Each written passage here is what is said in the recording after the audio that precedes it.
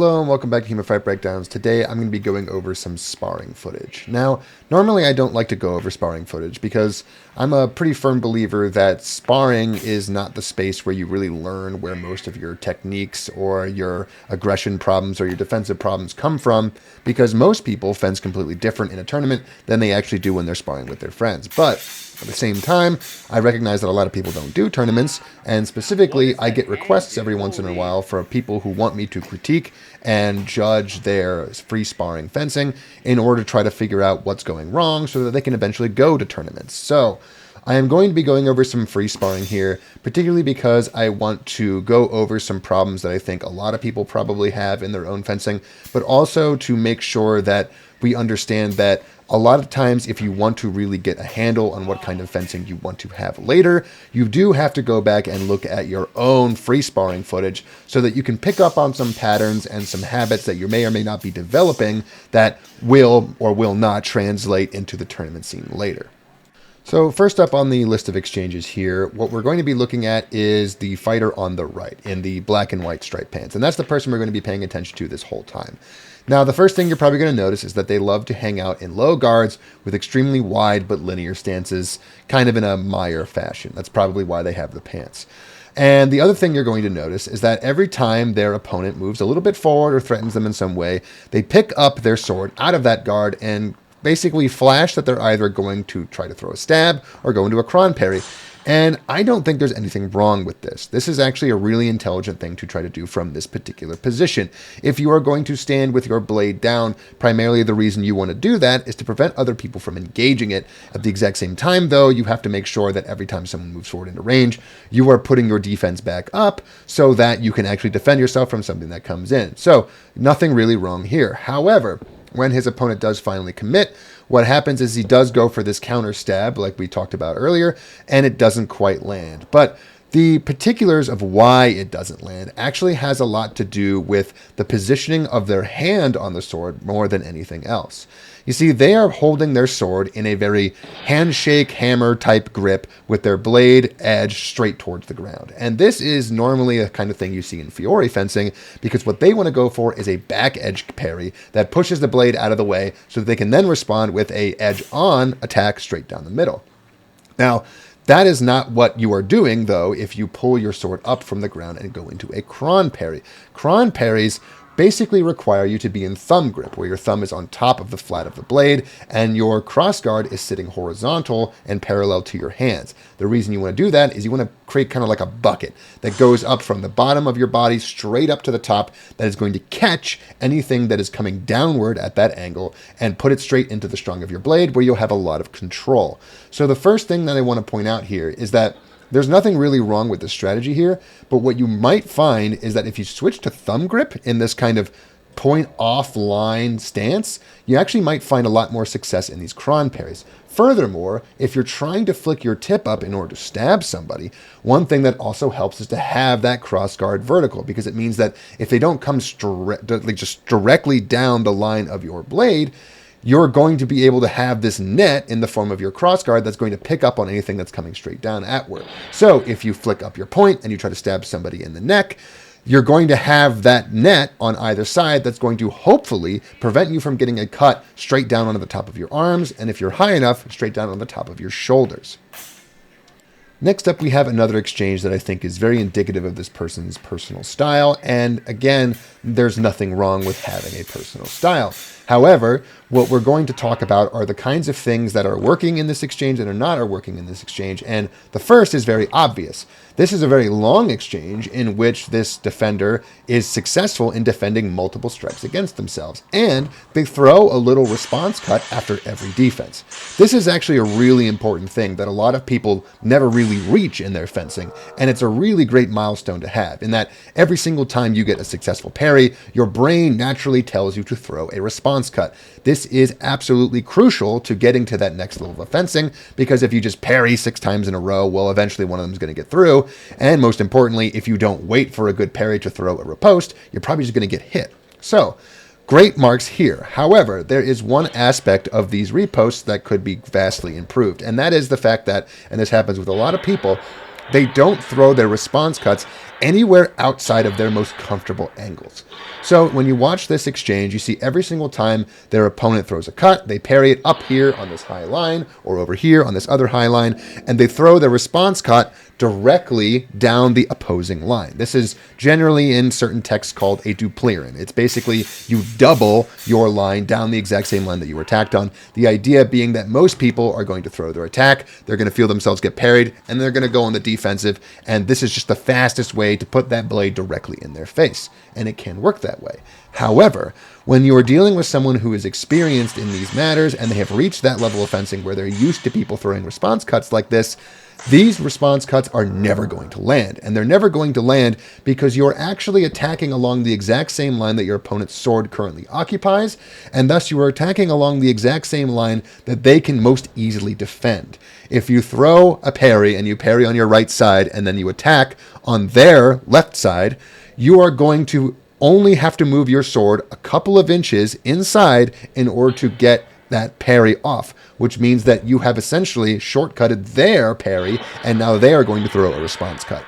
In these situations where people are throwing parries and response cuts over and over again, the person who wins is either A, the person who can throw that sequence the fastest, or B, who can throw that sequence in the weirdest and most difficult to parry fashion.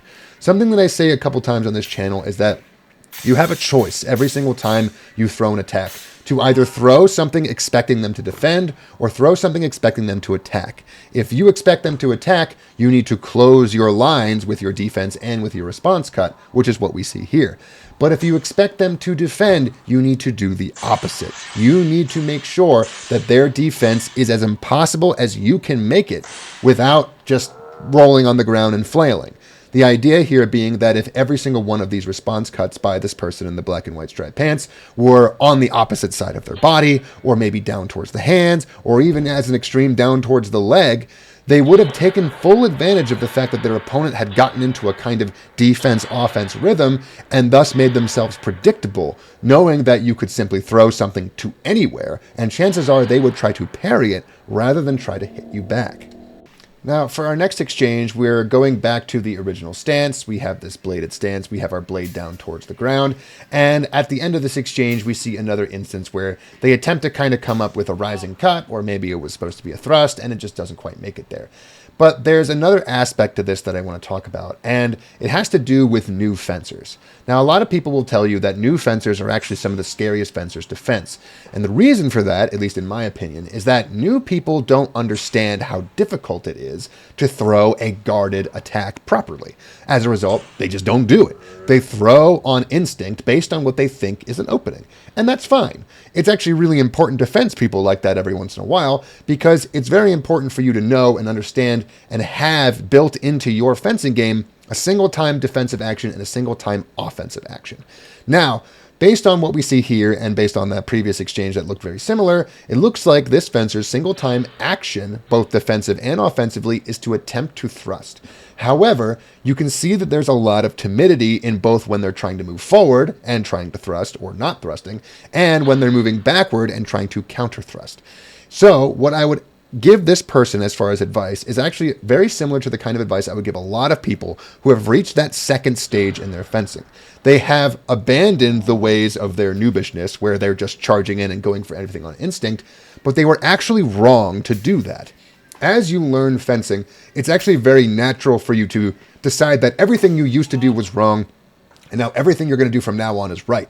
But that's not entirely accurate. Some of the instincts that you had when you were brand new are actually very valuable, and this is one of the instances where that would be the case. It seems like this fencer here on the right has tried to abandon their ability or their instinct to just attack when they see an opening, and as a result, they have lost that confidence and they have lost that threat. As a result, their opponent feels like they can come in at them at any time, at any tempo, and at any range, and not have to worry about getting stabbed.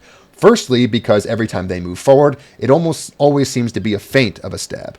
And more importantly, second of all, whenever they throw that defensive thrust, it doesn't have the kind of structure that it needs with the intent to actually thrust, and instead is easily beaten out of the way and guarded against and simply plowed through. So, if you have this particular problem, or you're this fencer specifically, what you really want to do is, again, make sure that when you are in a defensive posture, you are going for a parry riposte. Going for a defensive thrust is actually an offensive action, and you have to think about it that way. You have to know and understand that your opponent taking a step forward into your range is a provocation, and that you need to throw an attack. You need to react on that instinct, and you need to seize that opportunity, seize the vor there, and throw that point directly into their chest, not really fully knowing whether or not they're actually going to attack, whether or not they actually made it into range, and whether or not you're actually going to succeed. You have to go back at least a little bit to your noobish ways, and you have to just throw. You have to just attack. Because not only will sometimes you succeed, but also when you fail, you will put yourself in a situation where, unlike when you were a noob, you are not attacking haphazardly. You have actually improved. You have actually learned a lot from those early days. And your attacks now are going to be based on a much more sound and fundamental aspect of fencing, which is timing. You have to work on your timed attacks, because that is going to be the difference between throwing something haphazardly and just landing a couple weird doubles every once in a while, and getting that single time offensive action to land when your opponent moves into range and hasn't successfully covered themselves. So I'm actually going to pair up two clips here at back to back, because they actually occurred back to back, and they're actually very interesting here because they are representative of the exact two exchanges that I've covered in the past, back to back, one after the other, and this time they're both successful.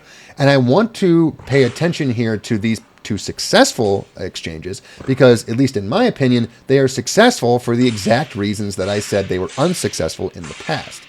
So on our first little exchange, we have another instance where this person's opponent walks into the pocket, they throw some attacks, they parry 2, 3, 4 attacks in a row, throwing a response guard every single time, and the one that gets through, the one that is successful, is the one where they parry on their right side, come all the way around, and attack the body, a low target, on the opposing side, thus making it almost impossible for this person to parry, and that is why it works. Similarly, in the next exchange that follows immediately after, they go for their rising cut that turns into a thrust in the defensive action. But pay attention to the footwork here. As the other person comes into range, the person with the black and white pants here, who we're paying attention to, comes forward with their momentum in their stab, and most importantly, they get their hands really, really high. Now, it does appear that they accidentally kind of punch their opponent's sword a little bit, and there may be some things that can adjust here, but the more important aspect is that they landed the stab, and they landed the stab because they came forward when they did it. They did not have their structure and their sword broken and beaten all the way off to the side and then hit at the exact same time, because they had the structure and the forward momentum and the aggression that was necessary to make it threatening, and most importantly, if it wasn't respected, make it land. So the real thing that I want to take away from this exchange where everything goes right is that oftentimes people think that their styles just don't work. They're maybe a little bit newer, or they're just getting to that second level of fencing where they're starting to find their own preferences and their own, style in their fencing. And they think, oh, but it's just not working all the time. It's not working consistently. And what I want to point out here is that it can work. It can work very consistently with only some slight tweaks. And honestly, it can work even without those tweaks. It's very, very important that when someone starts to develop a style on their own, that they don't throw it out because they think they're too new to have a style of their own. You are never too new to start having a style. You are never too new to start responding to your own instincts and preferences. And most importantly, if you want to be a really good fencer, you need to work with what you have. You need to start making adjustments to what you already instinctually do. Never fall into the trap of trying to learn what other people do instinctually, because it will never be your instinct. Your instincts will almost never change. Maybe after a decade of training can you meaningfully change your instincts, but for right now, that's not your concern. Your concern is to match them, meet them where they are, and work on what you have, because that is how you're going to be the best fencer that you can be, and that is going to be how you discover all of the other options that confuse and enrage the people who right now are beating you, but will later face you in a tournament. So that's going to be it for today. If you'd like to send me footage, feel free to make it sparring footage. I guess I'm a little bit more open to it now, but hopefully you don't mind me being, I don't want to say condescending, but a little bit critical of your fencing.